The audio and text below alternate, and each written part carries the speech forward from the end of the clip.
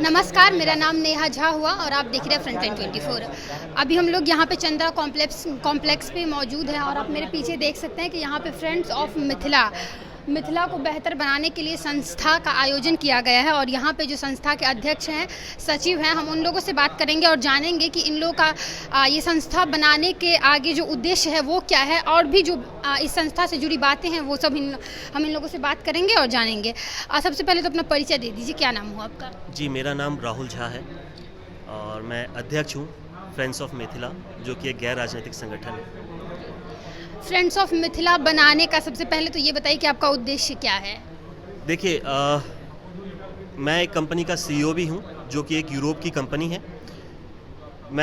ये चीज़ मेरे को देखने में आता है कि जो बच्चे यहाँ पे हैं, गरीब तबके के बच्चे, उनको शिक्षा इस माहौल में नहीं मिल सकती। वो जिस तरीके से पढ़ाई करते हैं, एक बच्चे का एक सपना होता है कि उसके पास भी एक बैग हो, स्कूल बैग। हम सब अगर देखें तो देखिएगा कि हाँ, स्कूल का बैग हम लोग बचपन में उनको तो थैली में लेके जाते हैं, जिसमें हम लोग सब्जी चावल खरीद के लेके आते हैं, चप्पल पहन के, फटा चप्पल पहन के घूमते हैं। वैसे में हम उनको क्या शिक्षा देंगे?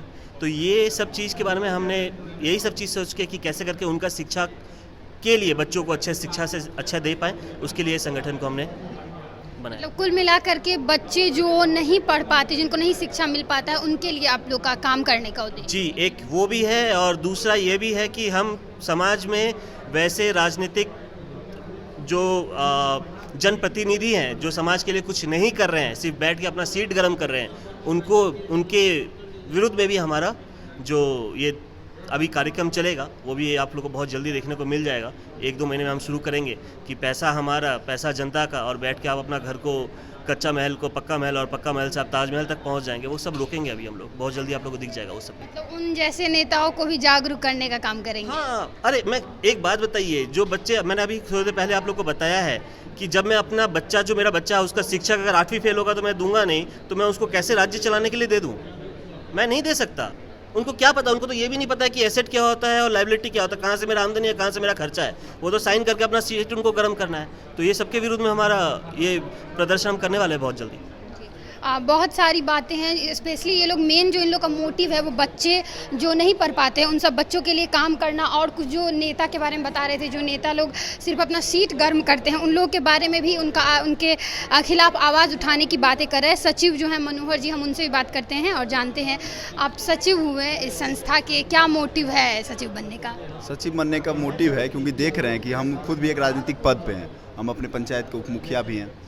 देख रहे हैं कि मतलब हम सरकार से ना लड़ के कुछ ले पा रहे हैं और ना सरकार से कुछ ले पा रहे हैं। तो हमको हमें समाज सेवी लोग, हमें समाज सेवा के लिए कोई मुद्दा चाहिए, मतलब चाहिए हमको कोई प्लेटफॉर्म चाहिए। तो मैंने एक प्लेटफॉर्म बनाया है। इस प्लेटफॉर्म को हम लोग ज़्यादा से ज़्यादा लोग जुड़ेंगे और उसके साथ इस प्लेटफॉर्म पर हम ये अपने मिथिला को संवारने का काम करेंगे। मिथिला की जो भी समस्या होगी वो हम तक पहुँचेगी और हमारा अगर संभव होगा तो हम उसे चाहे तन मन धन से उसको करने का काम करेंगे। संगठन उसके लिए हमेशा काम करेंगे कि अकेले कोई भी नहीं कर सकता, इसलिए संगठन की ज़रूरत है। इसीलिए संगठन बनाया है, इसलिए हम लोगों ने आप लोगों को बुलाया है कि आप लोग ज़्यादा से ज़्यादा इसको मिथिलांचल में कम से कम जरूर फैलाइए। मिथिलांचल जिस दिन मेरा कंप्लीट हो जाएगा उस दिन हम लोग बिहार के लिए भी आगे सोचेंगे। फ्रेंड्स ऑफ मिथिला नाम दिया गया है, मिथिला के बारे में क्या सोचे हैं करने का? मिथिला में सबसे बड़ा तो यहाँ पे रोजगार की देख ही रहे हैं कि हर एक घर से लोग को बाहर जाना पड़ रहा है। हर एक घर में ऐसा कोई भी फैमिली नहीं होगा जिसका कोई दिल्ली, बम्बई, कलकत्ता नहीं गया हुआ है काम करने के लिए। क्यों जाना पड़ रहा है? बिहार के लोगों को यहाँ पे नौकरी क्यों नहीं मिल रही, यहाँ पे इंडस्ट्री क्यों नहीं खुल रहा है? इसके लिए कौन जागेगा? हम आप अगर नहीं जागेंगे आज तो कल जाके देखिएगा हमारा जनरेशन यहाँ रहना नहीं चाहेगा बिहार में। अभी भी आप देख लीजिए, जो 25 साल पहले गाँव में लोग थे, आज जाके देखिए उसके 25% लोग गाँव में रहते हैं, बाकी लोग बाहर रहते हैं। तो इसलिए हम चाहते हैं कि मेरा बच्चा गाँव में रहे, तो उसके लिए हमको उसको एक फैमिली, एक माहौल बना के देना होगा। उसको डर ना लगे कभी बाहर जाने में, उसको कभी पैसे की दिक्कत ना हो, तब वो यहाँ रहेगा। तो वैसा मिथिला बनाइए। सभी सिर्फ आवाज़ हल्ला कर रहे हैं, काम कोई नहीं कर रहा है। हम काम करने आए हैं। बहुत बहुत। तो ये थे अध्यक्ष राहुल झा और सचिव मनोहर जी, और इनसे हमारी बात हुई है और इनका कहना है कि बच्चे को लेकर के, और शिक्षा व्यवस्था कैसा बिहार का है वो हम सब जानते हैं। तो शिक्षा व्यवस्था और बहुत सारी चीज़ें जो हैं वो ये लोग करना चाहते हैं संस्थान में मिल करके। फिलहाल के लिए इतना ही, मिलेंगे किसी और नए वीडियो में, तब तक के लिए आप देखते रहिए फ्रंटलाइन 24। धन्यवाद। क्या नाम हुआ आपका? परिचय दे दीजिए। हाँ, मेरा नाम अरविंद कुमार झा हुआ और हम यहाँ मधुबनी जिला के पंडौल के रहने वाले हम हैं। तो मैं राज्य सरकार में मैं डिप्टी सेक्रेटरी से रिटायर्ड होकर मैं अपने घर आया था। मेरी कुछ ज़मीन थी जो सोचा गांव के लिए भी कुछ किया जाए। 30-40 साल जॉब में रहे तो यहाँ आए कुछ काम करने, तो एक बार कुछ ट्रस्ट बनाने लगे। जो उद्देश्य है इस संस्था का, इसलिए हम जुड़ना चाहे, एजुकेशन, शिक्षा ही नहीं है तो सब चीज़ फेल है, वो उद्देश्य से हम लाए। लेकिन कुछ लोगों के असहयोग करने के कारण या निगेटिव थॉट के कारण वो नहीं होने दिया। तब हमारा लड़का भी विप्रो में बहुत ऊंचे पद पर था, वो भी छोड़ के आया और हम दोनों पिता पुत्र एक ज़मीन थी तो एक कंपनी बनवाए, aroma agro farms private limited company, सारा रजिस्टर्ड करवाए, एक्सपोर्ट इंपोर्ट का लाइसेंस दिलवाए, सब डिस्ट्रिक्ट लेवल के अफसर सब आए, काफ़ी लाखों रुपया उसमें लगाया गया। लेकिन अचानक एक रात कुछ लोग झंडा उंडा लेके हमारे उस फार्म पर अटैक कर दिए, 10-15 एकड़ का फार्म, और वो सब बर्बाद कर दिया। आज तक वो केस मुकदमा 15 महीने से हम लगे हुए हैं। प्रशासन तत्काल तो बहुत मदद किया, तुरंत खाली करवाया, लेकिन जो प्रोसेस है उसमें हम लगे हुए हैं। तो जो सोच के आए, जो समाज के लिए कुछ करना होगा, अभी स्वच्छता अभियान अभी प्रधानमंत्री का इतना था, एक भी हमारे यहाँ पैसे चले गए कहीं नहीं है, कोई स्वच्छता नहीं है, सब ओपन में है।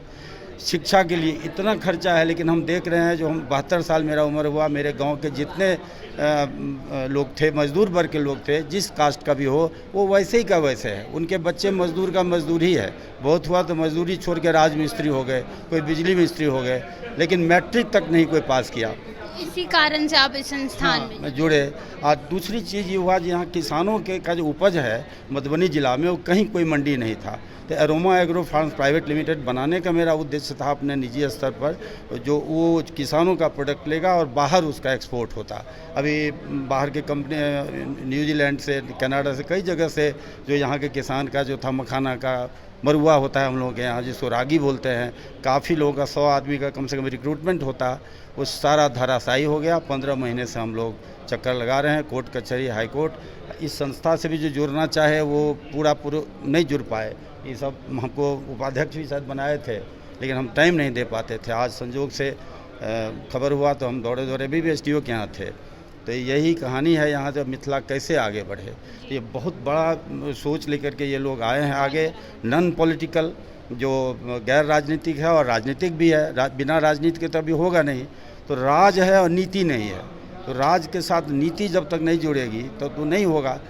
तो इसलिए इससे हम जुड़ना चाह रहे हैं, और जितना मदद होगा जिस रूप से भी हम लोग जुड़ेंगे इसमें। ठीक है सर, थैंक यू।